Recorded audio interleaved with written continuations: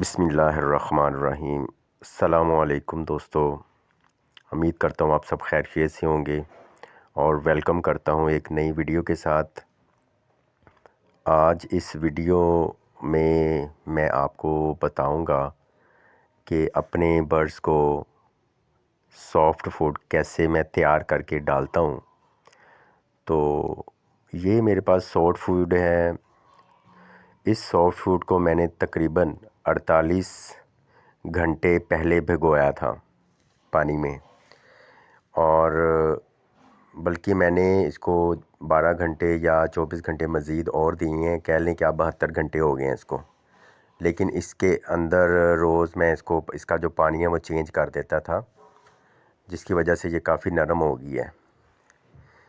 اب اس کے لیے میں کیا کروں گا، اس کا جو پانی ہے وہ سائڈ پہ نکال لیا، اور یہ ایک ٹوکری کے اندر اس کے جو جتنی بھی سافٹ فوڈ ہے وہ میں ادھر ڈالوں گا، تاکہ اس کا جو پانی جتنا بھی نا وہ سارا خشک ہو جائے، یعنی کہ یہ سافٹ فوڈ جو ہے نا خشک ہو جائے۔ اس کے بعد اس سافٹ فوڈ کو میں جو ہے ایک کپڑے کے اوپر پھیلا دوں گا، تاکہ اس کا مزید جو پانی اندر رہ گیا ہے وہ بھی خشک ہو جائے۔ کیوں؟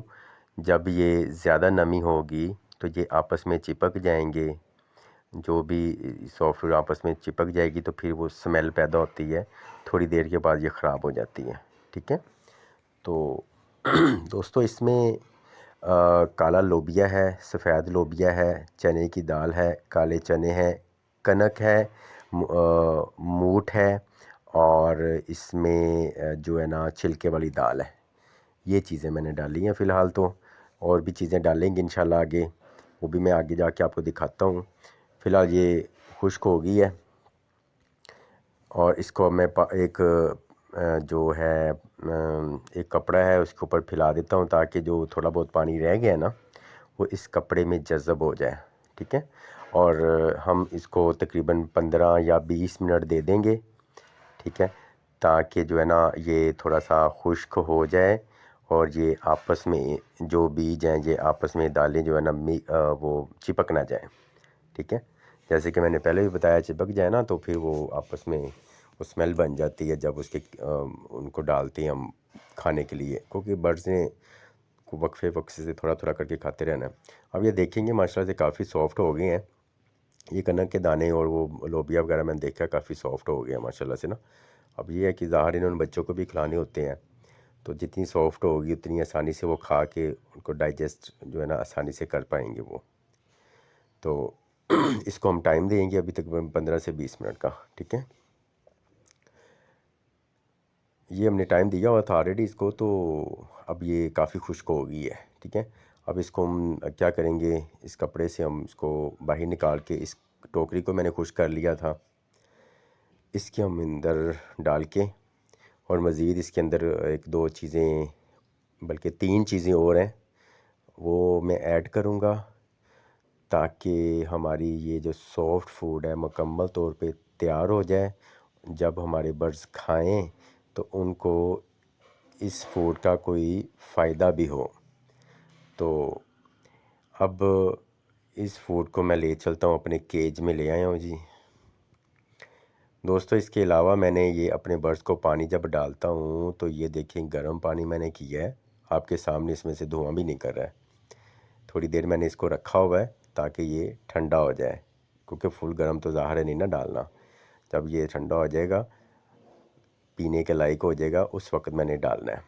تو اس کے علاوہ میں اپنے برڈز کو یہ روز ہی ڈالتا ہوں، کیونکہ سردیاں آ گئی، آپ کو پتہ ہے سردیوں میں ٹھنڈا پانی نہیں ڈالنا چاہیے نا، ان کا گلا خراب ہو جائے گا، نزلہ زکام ہو سکتا ہے، تو بیمار ہو جائیں گے۔ پھر ظاہر ہے جب ایک دفعہ برڈز ہاتھوں سے نکل گیا ہے تو پھر سنبھالنا مشکل ہو جاتا ہے، پھر قسمت سے یہ بچ جاتا ہے۔ تو دوستو یہ ہماری جو نا سافٹ فوڈ جو باقی اس میں چیزیں رہ گئی ہیں وہ میں ڈالتا ہوں۔ یہ جی میرے پاس انڈے کے چھلکے ہیں، پلس اس کے اندر مورنگا کے جو پتے ہیں ان کو سکھا کے خشک کر کے بریک کر لیا تھا میں نے، اور میرے پاس وہ گرینڈر نہیں تھی، سیدھی سی بات ہے، میں نے ان کو جو ہے نا کوشش کی ہاتھوں سے جتنا بھی کر سکوں، ٹھیک ہے۔ اس کے علاوہ آگے ایک اور چیز میں ڈالوں گا، بڑی فیمس چیز ہے وہ بھی، اور وہ بھی بڑے شوق سے پیرٹ جو ہے نا وہ کھاتے ہیں، ٹھیک ہے۔ تو یہ جو میں نے آپ کو بتا دیا، اب اس کو ہم کیا کریں گے کہ پانی بھی ٹھنڈا ہو رہا ہے ہمارا ساتھ ساتھ۔ اب ہم نے کیا کرنا ہے کہ یہ جو سافٹ فوڈ ہم نے ریڈی کر لی ہوئی ہے، اس کو ہم اس پرات میں ڈال دیں گے، اس برتن میں۔ اس کے اندر ہم انڈے کے چھلکے جو ہم نے بریک کیے ہیں، اور مرینگے کا پاؤڈر یہ جو ہے وہ ہم نے ریڈی کیا ہوا ہے، وہ اس کے اوپر ہم حسب توفیق ڈالیں گے، اسی حساب سے کہ بہت زیادہ نہ ہو جائے اور بہت کم نہ ہو، بس تھوڑا بہت ہو، ٹھیک ہے، تو مکس ہو جائے آپس میں۔ میرے خیال سے بس یہ 2 کافی ہیں، تو ہم اس کو مکس کر لیتے ہیں، ہم اچھی طرح مکس کر لیں تاکہ جو ہے نا یہ سیپریٹ نہ ہو، مکس ہو جائے اچھی طرح، تاکہ کیونکہ سب برڈس کو ڈالیں گے نا جب، تو سب کو یہ اب مل جائے تھوڑا تھوڑا۔ دوستو یہ چیزیں بہت ضروری ہیں، وٹامنز اس میں بہت زیادہ ہیں۔ مرینگا کا آپ کو پتہ ہے، تعریف کرنے کی کیا ضرورت ہے، آلریڈی سب کو پتہ ہے جی اس کی۔ یہ جی ہماری تیسری آئٹم ہے، سٹا، دودھیا سٹا لینا ہے، ٹھیک ہے۔